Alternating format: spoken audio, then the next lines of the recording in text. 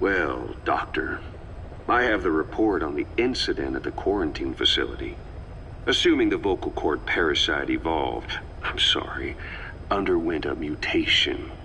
The only plausible explanations are exposure to some high-concentration mutagen or radiation. As you know, some of the staff at the quarantine facility were infected with the parasites. The Wolbachia prevented them from copulating, but the parasites themselves can't be removed from their host's vocal cords.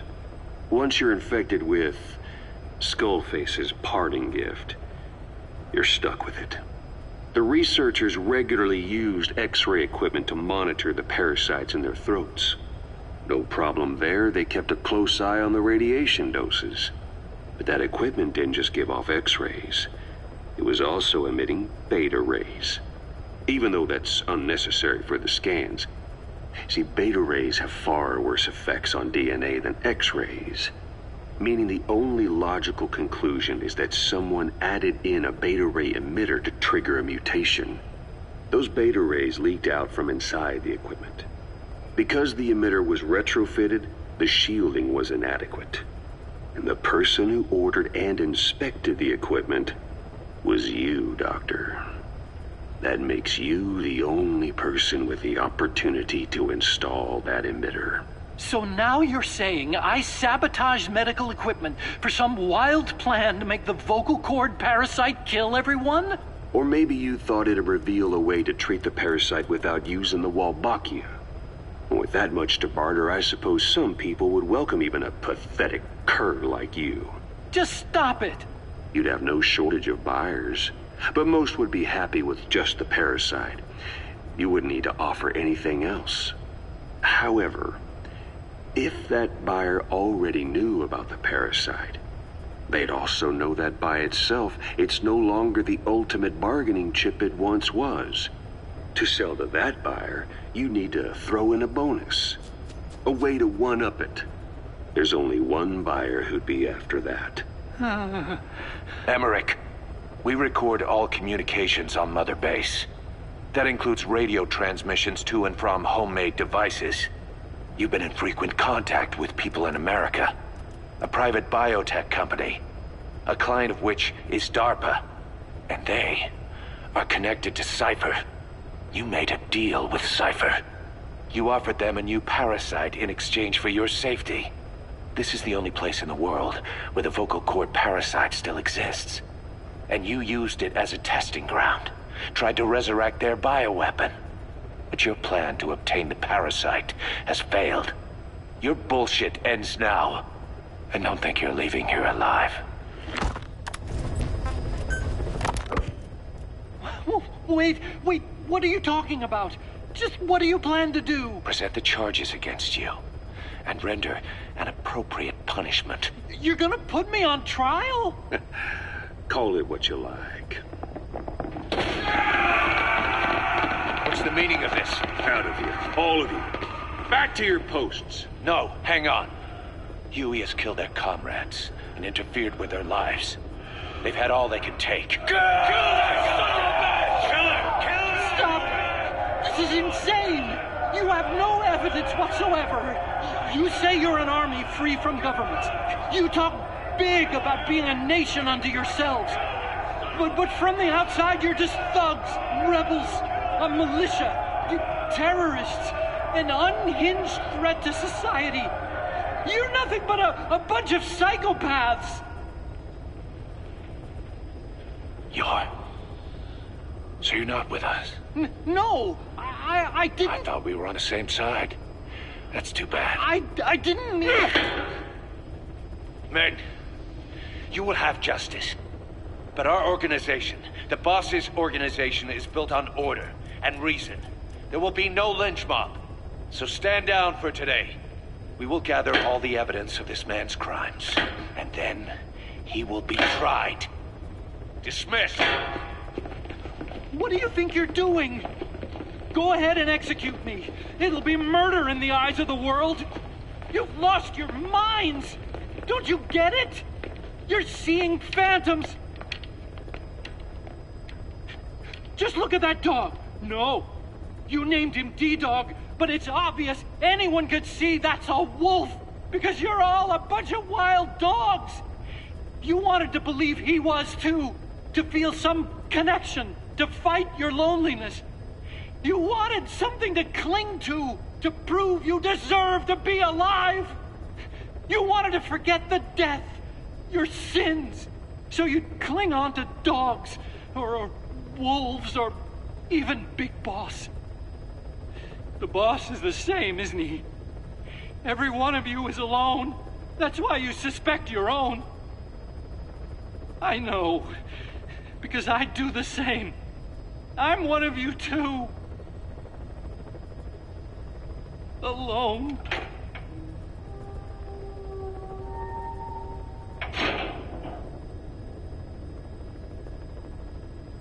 Open your eyes!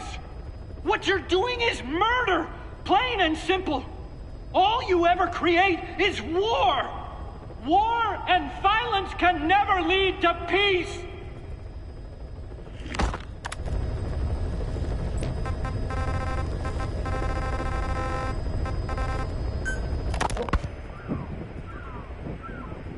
Hours after exposure to the blood of a symptomatic colleague, I found myself making my way up the stairs to this room. And I am not alone. Everyone who's infected, we've all come up here wanting to get outside. I know full well I mustn't leave, given the possibility I'm infected. Yet, I can't contain this urge I feel inside me, like the alcoholic who tries to make any excuse for one more drink. Every step I took up those stairs filled me with this sense of bliss. I still have all my wits about me. It took no time at all to rewire the electronic lock and open the emergency exit. Then, just as I was about to set foot outside, I finally realized what was going on. This desire for freedom is not my own, but that of the vocal cord parasites inside me. They want the ravens to feed on us, pecking us to death. Attracted by these sweet secretions, they have mutated to facilitate this. The sweet smell is powerful enough to attract even a species with such a weak nose. So, before the parasites take complete control, I must. Most of the staff in here are already infected. At least, everyone I've looked at is. Infection with this parasite causes a high fever in the pharynx. I have modified a pair of night vision goggles to react only to this temperature range. With these goggles, you can identify who is infected. Other infected will, like me, feel compelled to make it outside. If the ravens get their meal, they'll head for land next. That cannot be allowed to happen. The whole idea of the vocal cord parasites was that they'd only copulate once exposed to a specific language over time. But the parasites infecting our men in the laboratory laid their eggs straight away. The larvae were eating their lung tissue almost immediately. What kind of mutation was it? Those who were infected and cured still carried the vocal cord parasites in their throats. They were still there, but the males had been rendered female by the Wolbachia, and copulation could not occur. So we thought, but it is the Wolbachia that mutated. Not the parasites? You remember I told you the Wolbachia attempts to maximize its number of female infected hosts? Yes, hence the male-to-female transformation. Precisely. But other Wolbachia strains use different methods. Cytoplasmic incompatibility, killing the males, and parthenogenesis. Parthenogenesis? Aphids? Aphids use that to reproduce via females only. Very good. The females lay their eggs without a male present, creating clones of themselves in explosive numbers. Parthenogenesis was originally a means for an organism to take maximum advantage of abundant resources by increasing its numbers. Certain strains of Wolbachia force this to occur, to create more and more infected females. And that's why our men develop symptoms in the blink of an eye. Wolbachia, causing parthenogenesis, is common in parasitic wasps.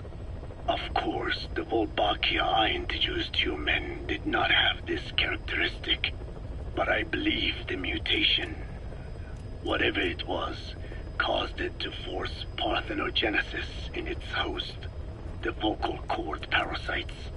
The Wolbachia we used to prevent egg laying became the agent of limitless reproduction. There's something else. The symptomatic infected in the laboratory all wanted to get outside, even knowing there was napalm waiting for them out there. You said the parasites made them act that way, but parasites controlling humans. Is it possible? Parasites altering the host's behavior is a common occurrence in the world of nature. Long ago, the vocal cord parasites had this ability, but even I never foresaw they might control humans. Until I heard the things your man said. You mean the researcher on the top floor? The bit about, I'm not a snail. Yes.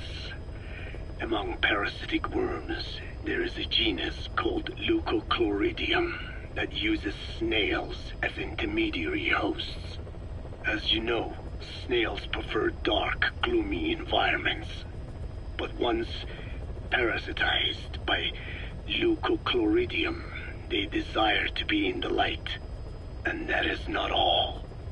The parasitic worms thrust themselves into the snail's antennae, making them swell to abnormal size. The snail, meanwhile, frantically wiggles its antennae as the parasites squirm inside. The swollen, wriggling antennae soon resemble caterpillars. I don't get it. It is so they can be eaten by birds. Leucochloridium needs a bird as its definitive host. To breed, they require their snail host to be snapped up by a predator. So they make the humble snail appear to be a delicious caterpillar and lead it to somewhere in open sight. So you mean the staff trying to get outside was so the birds could pick at them.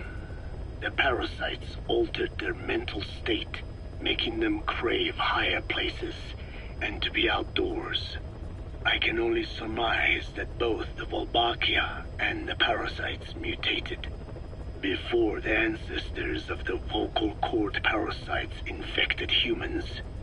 Their hosts were birds. What we saw in the laboratory was some throwback to that time. The parasites attempting to make birds their intermediary hosts.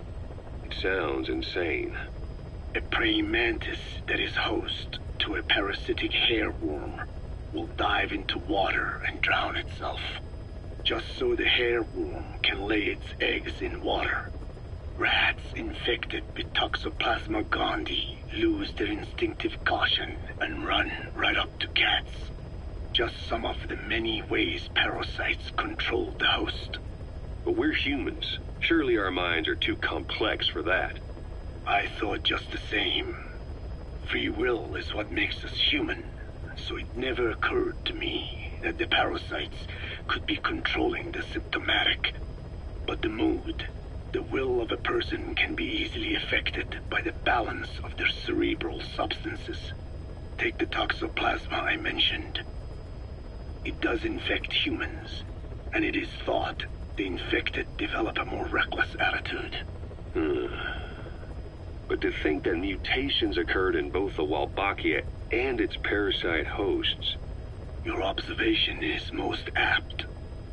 Both mutations occurring at once indicates the presence of a powerful mutagen. I see. Keep working on narrowing down what it was.